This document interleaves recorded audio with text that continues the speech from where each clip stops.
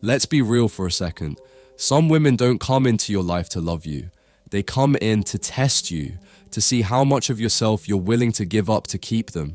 And if you're a good man, consistent, stable, focused, that makes you dangerous to them because they don't feel in control around a man like that. So what do? They try to humble you, not with honesty, but with games, subtle digs, power plays. They pretend you're too confident, too secure, too sure of yourself, and they try to shrink you just enough to feel bigger around you.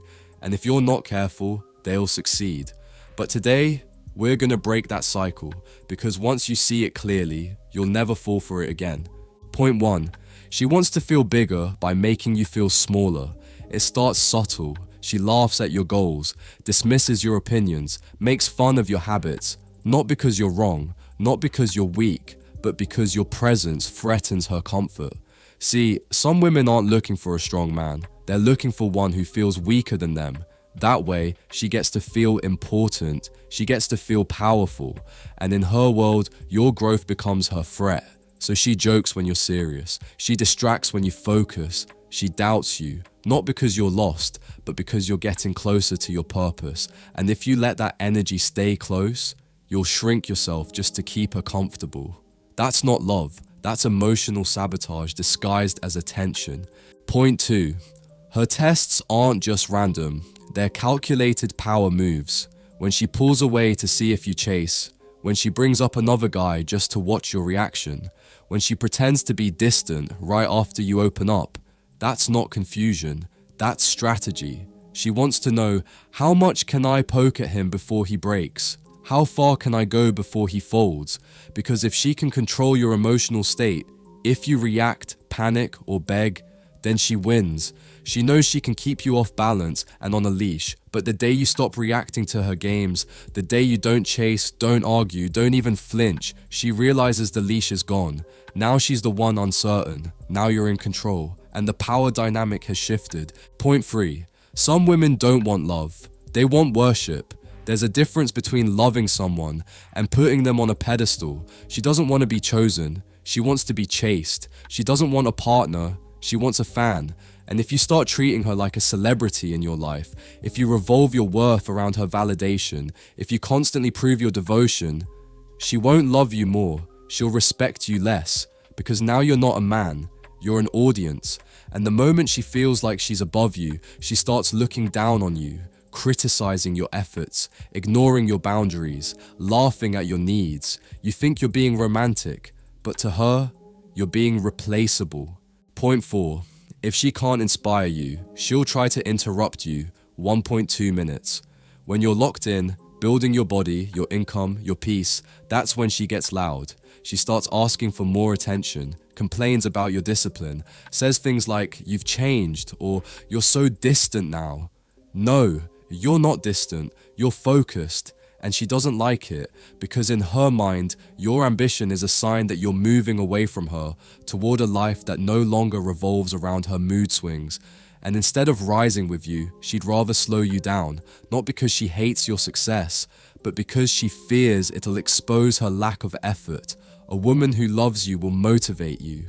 A woman who fears your growth will interrupt you. Know the difference. Point 5.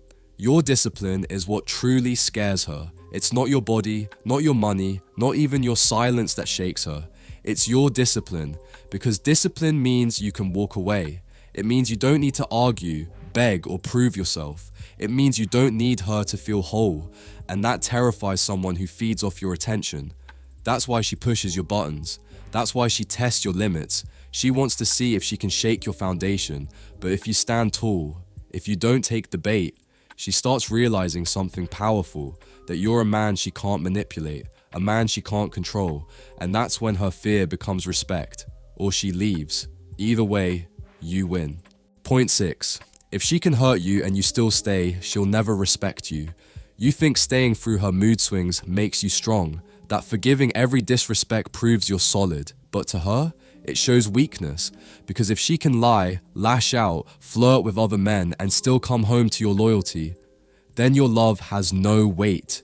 She needs to feel consequences. She needs to know that your peace is not for sale, that your respect for yourself is greater than your obsession with her.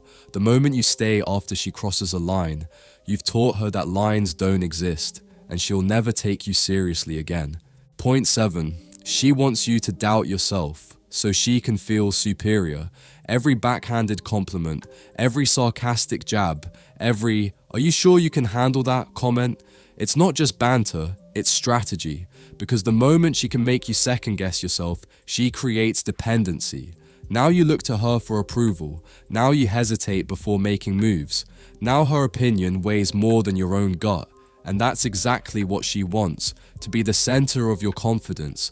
But a man who doubts himself on command is easy to control. Don't give her that power. The real flex isn't proving her wrong. It's not needing her opinion at all. Point 8. Her game ends when you stop playing. She'll text you to check in, post just the right photo at just the right time. Say things like, "You used to care more." It's bait, all of it. Because the moment you respond, you're back in her game.